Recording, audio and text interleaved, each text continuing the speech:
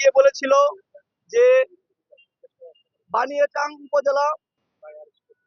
উপজেলায় যে এসআই সন্তোষ আছে তাকে আমরা জ্বালিয়েছি। আচ্ছা, আমরা আর আমি বলতে কি বুঝি?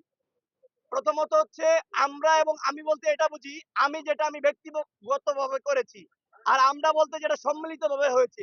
তো সেটার ব্যাখ্যা হয়েছে হবিগঞ্জে যে হত্যাকাণ্ডটি, পুলিশের যে হত্যাকাণ্ডটি হয়েছে সেটার বিস্তারিত হচ্ছে সেখানকার এসআই সন্তোষ সে প্রকাশ্যে প্রায় 9 জনের মতো হত্যাকাণ্ড চালায়।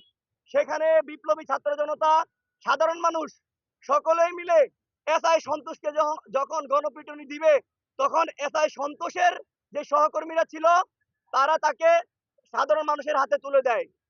তো দ্বিতীয় কথা হচ্ছে এটাই যে আমরা মনে করি যে যেহেতু হবিগঞ্জের মাহাদি কিন্তু স্পটে উপস্থিত ছিল না, সে যদি স্পটে উপস্থিত না থাকে তাহলে সে কিভাবে সেই হত্যাকারী হয়? প্রথম প্রশ্ন আমার। দ্বিতীয়ত প্রশ্ন হচ্ছে সে ছিল হচ্ছে আপনার হবিগঞ্জ জেলা থেকে বানিয়াচং উপজেলা 15 কিলোমিটার